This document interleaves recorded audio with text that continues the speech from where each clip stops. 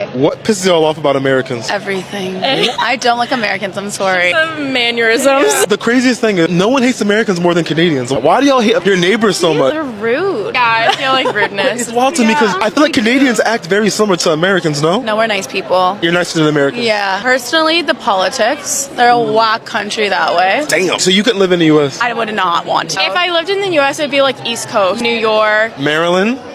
Maybe. Just Is that not where you're from? No, I'm British. Oh, you're British. Not this. That's the one thing, not the South. Why not the South? We're Republicans. Mexicans deporting Americans is the funniest thing I've learned this year so far. Apparently, Mexican authorities are deporting Americans who have colonized along the beaches and nicer areas of Mexico who do not have the proper documentation. So yes, they've been deporting them back to the States. And you know, it's ironic because Americans are like, oh, pack up your bags, you gotta go home or whatever. And well, the Americans who have thought to exhaust Mexican resources and go live the cheap life, right? In nice areas, well, pack up your bags and let's wrap it up. So this is what happens when you get caught in Mexico. How did they even find me in the first place? I was coming back from a concert in a bus stop at a toll booth. Some guy came in asking for ID. I showed him my California ID, but I didn't have my passport. Next thing I knew, I was in a van. I got to the immigration office. They patted me down, took away all my belongings. They looked me up and they saw that I overstayed my 180-day tourist visa. Long story short, they didn't let me leave the immigration office until I bought my ticket to go back to the USA, which is crazy because I already have my dual citizenship in process, but it's not complete yet. That could be why it didn't show up in the system. The closest flight I could get had multiple stops. Before I went to LA, I stopped at Monterrey. I thought it was going to be a smooth process going back to the United States, but then this happened.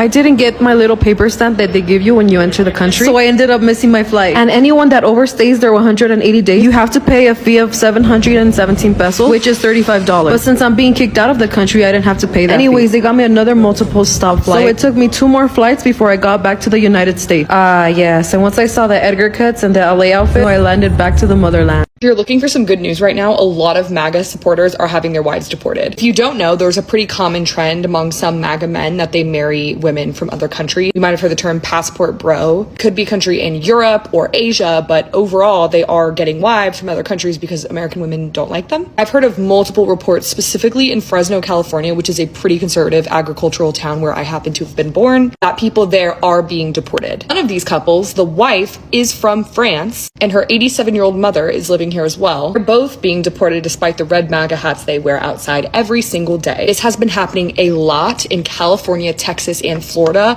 among MAGA couples. And of course, they never thought that it was going to happen to them because they only thought it would happen to black and brown immigrants. But yes, they are actively being taken out of the country, sobbing with their red MAGA hats on. And that's the thing about this administration. They do not give a fuck about tearing families apart, even people that have been good citizens. And I do really feel for the poor grandmother who's almost 90 years old that's going to have to start a new life. But at least some of these people are learning what happens when you vote for an authoritarian because they do not care about you individually, even if you're white.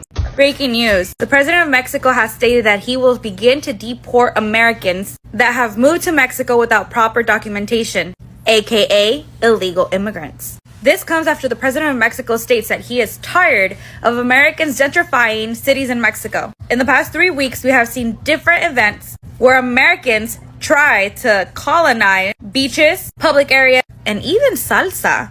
While a lot of these Americans have moved to Mexico for a better life, they moved there because they cannot afford to live here in the United States. So move to Mexico so they can afford a lifestyle there, but locals have raised their prices because Americans are paying in dollars while locals that are still shopping have to pay in pesos and now have to pay the equivalent of the dollar. And instead of these people moving to Mexico and bettering the economy, they're making it horrible for the people that live there, you know, the natives. And if you already did not know, the amount of Mexicans migrating to the United States has slowed down by the 100,000 since 2019. The amount of Mexicans living in the United States leaving willingly back to Mexico has increased drastically. And while Mexicans are moving back to Mexico, a lot of Americans have been moving to Mexico for a better life. But my, how the tables have turned. What are your thoughts? Breaking news from an article that just came out today. American doctors applying to Canada to work there has risen 750% just in the last few months. One doctor that was born and raised here and went to medical school here said he's really sorry for leaving his American patients, but he's already packed up his family and moved to Canada. He said he is afraid for what's going on with our American healthcare. Another physician was quoted as saying, physicians are supposed to be kind when we're taking care of our patients. These patients are at their weakest and most vulnerable. Instead, the healthcare system is devolving, that we can't take care of these patients with our hearts. The statistics in this article said over 615 doctors have applied to go work in Canada. At this same time last year, it was only 70. Other physicians were quoted as saying, I can't even take care of patients like I used to. This country isn't what it used to be. And they have stated they're embarrassed to be called Americans. Yes, Canada is a socialized healthcare system, but these doctors that were interviewed in this article said they're not concerned about the drop in income. They're more concerned about the devolving healthcare system in the US. Their driving force have been the severe cuts to Medicaid that probably will go through, placing people in leadership positions, and they quoted RFK Jr., who even states himself, you shouldn't take medical advice from me. And the way the budget for healthcare is being rearranged. They're diverting dollars away from the pandemic preparedness, as well as multiple other things we've seen in the news. A physician that moved her family in 2017 from America to Canada said now she can take care of her patients without feeling like she's burdening them with medical debt, and that she feels she can take care of them better. She has less paperwork. It's less being a non-for-profit up there in Canada. She doesn't feel the pressure to serve so many patients in an hour, like every 5 to 6 minutes. They're scheduled here in the US, she said, and Canada operates in a really different pace, allowing her time to truly care for her patients. I just thought this was really interesting data and information. I'm really afraid for the healthcare system, as you guys have heard me on many of my videos that I've recorded, but this is a new turn that I hadn't expected, that American physicians would give up their medical licenses here in America and go work where they're not under the pressure that they are here. If you like this content, please follow, share, click the link in my bio for your free patient safety guide, and check out my book, Surviving Your Hospital Stay. Thanks for following, and I'll see you on the next one. I asked, will the rest of the world ever forgive us for electing someone like Donald Trump? Japan. Not a chance. Trump is just the symptom. From now on, any long-term deal with the United States needs a moron premium in case you elect someone even worse in the future. Netherlands. It's not just Trump. There are 75 million of him that can't be trusted. It will take generations if it is ever restored. France. It's not so much just the election, it's everything that wasn't done to stop him. The United States is lawless. Owie. Remember that the question was, would the world forgive us? Great Britain says, sure, as quick as the rest of the world forgave Germany in 1941. France. US today reminds one of the crumbling empires before the world wars. Arrogant, deaf to the world's anger, convinced of their own invincibility. History doesn't lie. Empires fall, and it's never the outsiders who bring them down first. It's the rot inside. America should stop blaming everyone else and start taking a long, hard look in the mirror. This is so wild. I literally had to walk out of dinner to tell you guys about this. You all know I had a video that went a little crazy recently, why Europeans hate Americans. So let's do it again. Why Europeans hate Americans part 2. We're literally, I'm still sitting at this bougie, fancy, amazing restaurant in Paris. First things first, interesting to note, about half the place is English-speaking Americans, which I do think is a double-edged sword for these Parisians because they want the money, you know, but it comes with a lot of what I'm about to tell you guys about.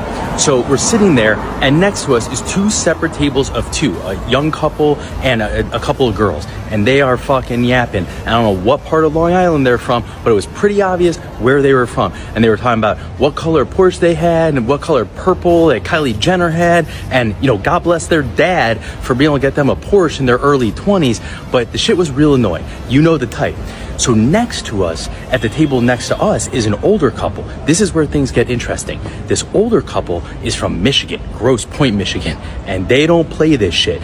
And so this woman, an older woman, had a look of disgust. I mean, she was pissed. And finally she looked over and she goes, "Are these girls annoying you?" And, you know, my polite girlfriend's like, "Whoa, no, you know, we understand, you know, they're a little distasteful." And this woman was like, "They're so vain." And this is what I gotta break down for you, especially for the European folks that are following along. Not all Americans like all Americans. And there is, just like France or Spain or any other European country, any other country in the world, there's different classes of people, there's different regions of people, there's different cultures. Midwestern folk do not necessarily always understand or fully appreciate East Coast folk. East Coast folk, for certain parts for sure, they usually just don't give a fuck. And it's very loud and it's very obtrusive. And I know some, "Well, you're yapping on a street." I specifically went to a quiet part so I go yap on the street by myself and not piss anyone off. These folk are in the restaurant yapping away, and it's annoying. And like I was saying, the reason that Europeans hate Americans is the same reason that a lot of Americans hate Americans. These people are annoying. They don't shut the fuck up, and they make us look bad. Yes, I am talking on the internet. I'm fully aware of that. But I went out of my way to go somewhere where I wasn't bothering anyone. I'm not doing this in a restaurant. That would be fucking annoying. And these people, I don't know if it's the Gen Z thing, it's the cultural thing, it's being a pampered little brat from Long Island, but they are yapping away and they're pissing off the locals and they're pissing off the Americans that are also there on vacation. So again, go crazy in the comments. Let me know your guys' thoughts. But I just thought this was an amazing follow-up observation, literally experiencing it in real time. So much of what we spoke about in the last video. So let me know your thoughts. Can't wait to hear. Thank Donald Trump for the boycott that we're currently receiving in the United States from Canadians. I know most of you may not be feeling this or may not see it yet, completely unaware because you don't see it in your daily life. But just let me tell you this. I had a couple of riders this week, both from Toronto. Both are coming down to see family. One had a newborn baby in the family and the trip had been scheduled for a while. And the other had a sick family member that they needed to come see. And they both told me basically these stories. Number one, that when they went to the airport, that the U.S. Customs, and for Canada, you get on the U.S. Customs and in Canada, that there was like nobody in line. And that both planes were like half full as opposed to being completely full. And usually there's a 2-hour wait or more that they told me. They also told me that because of Donald Trump and because of his tariffs with Canada and the way that they have been treated by Trump, they are boycotting every single product in Canada that is made in the United States. You can go to the grocery stores in Canada and there would be for the U.S. products, for example, Lay's potato chips and all the chips and all the stuff from the U.S. completely full. Not a one. They're on sale. She said they're on sales price for $2.97. Nobody's touching it. The Canadian chips, the Canadian food, all the Canadian right beside it, cleaned out. Shelves are cleaned out. Same thing with soup. American soup, stock full. Canadian soup cleaned out. Coca-Cola, Pepsi, not touching a single drop from the United States. Everything from Canada, they're buying. And that the Canadians also are canceling their trips to the United States. I see this on a couple of other videos I've posted. I've had several 100,000 responses. And same thing. They're canceling. You read the news and listen to the news in Canada. They're canceling everything. I've been asked to be on a radio talk show in Vancouver, Canada to discuss all of this. And they are angry and upset with Donald Trump in the United States. And the rest of us are going to pay for it. So same thing with hotels. Same thing with those that are in high tourist destinations from Canada, Florida, in particular, South Florida, Orlando, other parts of the U.S., you all are going to start to feel it. If you work for these companies that make these products that are sold in Canada, they're not going to be moving. So they're going to start not needing you to work as many hours. Over time, it takes time for all this to work back through, where you're not going to be needed as much because the Canadians are buying nothing made from the United States. I had one of my followers on here tell me that he bought $400 worth of food at the grocery store and bought only one item that was made in the United States because he could not find there was a Canadian product to change whatever he needed to change, whatever it was. And that was the only reason he bought that one. They're not buying, and we will feel it. Thank you, Donald Trump. The American people will pay for your decisions on tariffs and the way you treat our friends. Same thing in Europe. Everybody's angry, but this is a specific situation with Canada that I can speak to, that I also have been talking to, that I've got thousands and thousands of people that have commented on my post here on TikTok and on other social media, and they're not buying, and they are not buying. They're not buying until Donald Trump is out of the office. When he and JD Vance are gone, they'll buy American products again, but not until. There you have it. Love to hear from my Democrats, my MAGAs, my crazies, my cuckoos, and my burned out light bulbs. If you have any other experiences with the Canadians, or any of my Canadians want to pipe in and fool the rest of Americans, ears full, because, they aren't particularly, I taught social studies, government, economics, American history, world history for many years, and it's amazing. They're just unaware of anybody else in the rest of the world, because they only think me, me, me, me, me. They're going to see how much me get them with this orange Jesus. There you have it. Let me break it down for you very simply. I'm sorry that you don't understand this. I was born and raised in Hawaii. I am part Native Hawaiian. I get my Native Hawaiian ancestry from my mother's side. My family was born and raised in Hawaii. My grandfathers on both sides of my family were born in Hawaii before it was a state, which means it was the territory of Hawaii, which means before that, it was its own country. My family has lived in Hawaii longer it has been a state. I do not live in America. America lives in Hawaii, and it hasn't gone home. To put it in a simpler example, that's like you coming to my house, claiming it's yours, taking everything that's mine, putting it in the bathroom, and making me live in the bathroom.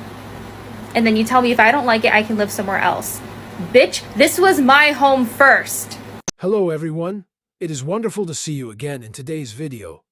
For generations, the United States has often been described as a country built and shaped by successive waves of immigration. People from Latin America, Africa, Europe, Asia, the Caribbean, and many other regions have come here in the hope of finding a better future. They have not only brought their own dreams with them, but have also helped build many of the most important industries across the United States. Immigrant workers can be found on farms, in hospitals, on construction sites, in restaurants, hotels, factories, warehouses, and even technology companies. Many of them take on physically demanding, high-pressure jobs that relatively few American-born workers are willing to do. Their labor helps keep supply chains moving, allows businesses to remain operational, and helps keep the prices of goods, food, and services within reach for consumers. However, in recent years, the way Americans talk about immigration has changed significantly, particularly as stricter policies have been promoted under Donald Trump. Many voters have been persuaded to believe that immigrants are one of the main causes of the economic difficulties they are facing. Some people believe that immigrant workers are taking jobs away from American citizens, driving down wages, or placing additional pressure on schools, hospitals, housing, and public services. Messages like these can easily gain support because many families are already exhausted by inflation, rising rents, expensive health care, and the feeling that everyday life is becoming increasingly difficult.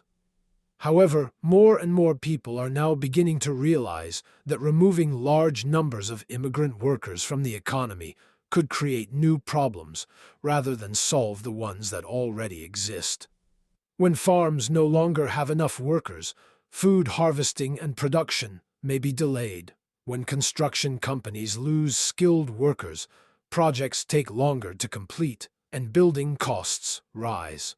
When hospitals, nursing homes, and care facilities lose immigrant nurses, assistants, and caregivers, the entire healthcare system comes under even greater pressure. The truth is that the American economy depends on millions of immigrant workers to perform essential jobs every day. They harvest food, build homes, care for seniors, clean hotels, prepare meals, transport goods, and support many sectors without which society could not function. Even so, For many years, members of the public and supporters of hardline immigration policies have repeatedly claimed that immigrants are taking away their employment opportunities. That political pressure has led the Trump administration to aggressively pursue plans for widespread arrests and deportations. Many immigrants now face the possibility of being arrested, detained, and sent back to their countries of origin, or, in some cases, transferred to other countries. These images and stories have not only caused controversy within the United States, but have also left people in many parts of the world feeling angry and insulted. In Europe, Latin America, and many other regions, some people have begun asking if our relatives, brothers, sisters, or fellow citizens are treated this way in the United States.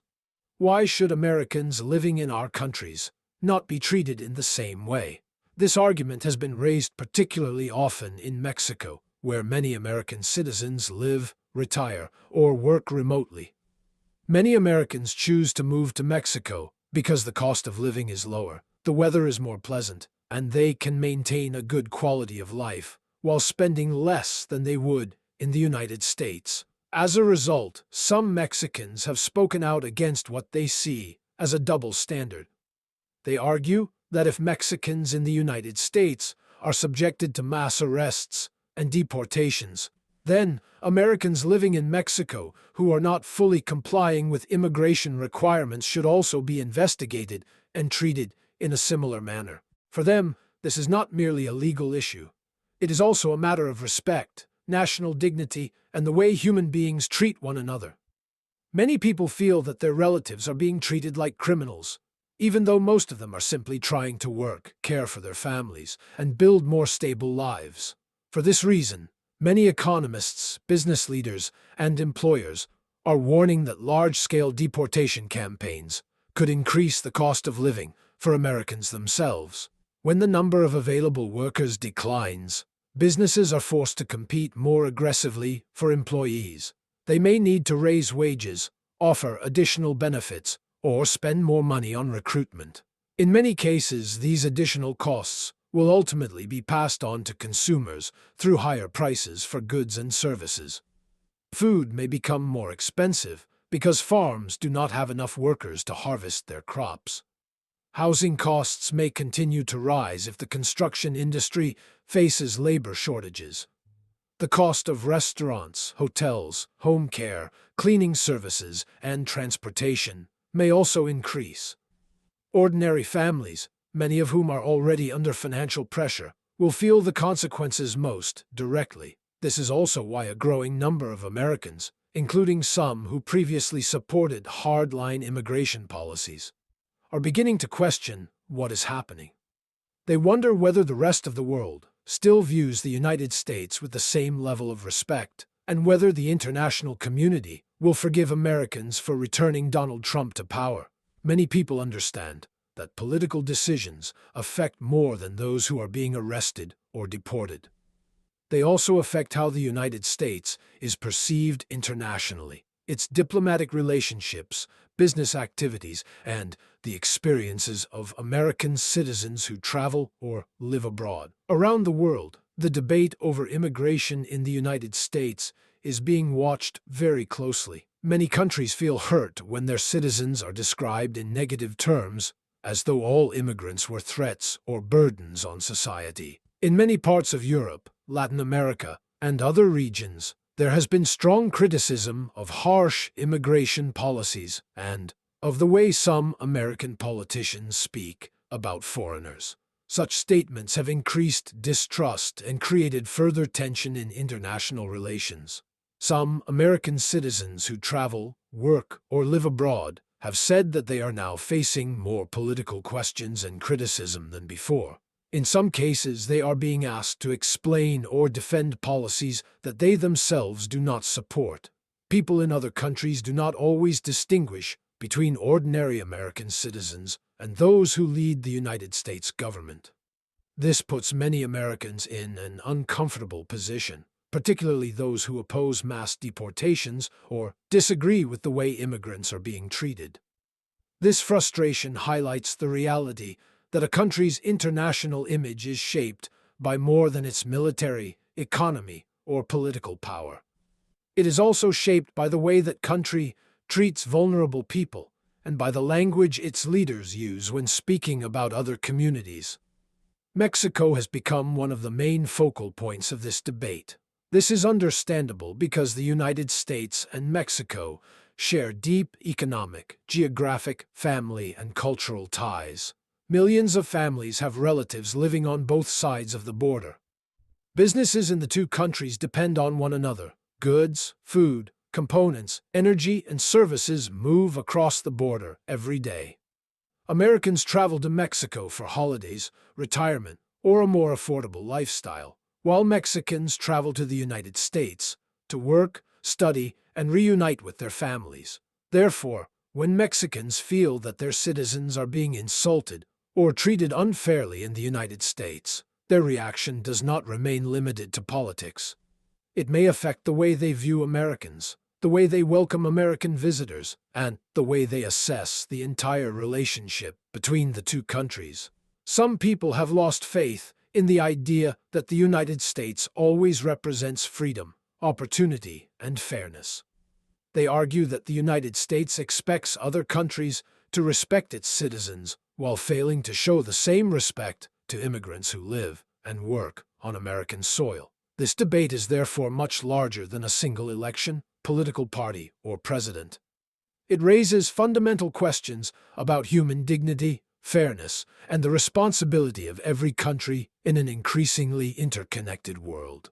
Today, people, businesses, and national economies depend on one another more than ever before. Immigrants are not simply outsiders entering a country. Many of them have lived in their communities for years, raised children, paid taxes, operated businesses, cared for the sick, and contributed to society. They are colleagues, neighbors, friends, caregivers, customers, and members of multinational families. Some have children who are American citizens. Others have spent most of their adult lives working in the United States and building their futures there. When a society views them only through the lens of their immigration status, it risks overlooking all the contributions, relationships, and human stories behind each individual case. More Americans are beginning to understand that blaming immigrants for every economic difficulty has never been a complete or accurate explanation. Rising housing prices, expensive health care, stagnant wages, and economic inequality are complex problems shaped by many different factors. Immigrants may be part of the economy, but they are not the sole cause of every problem people are facing. In many sectors, they are also an important part of the solution because they help fill labor shortages, start businesses, pay taxes, and maintain essential services. The future of the United States will depend on the choices its people make. The country can continue down a path of fear, suspicion, and division, or it can choose understanding, cooperation, and policies that protect the border, while also respecting human dignity. A strong country is not built only through a powerful military, a large economy, or political influence. True strength also comes from unity, fairness, opportunity, and the ability to treat people humanely, even when they come from another country. This is what we want the Americans who support us to understand clearly. We are not asking anyone to ignore the law. We are simply asking that, in the process of enforcing the law, society continue to demonstrate compassion, fairness, and respect for every human being.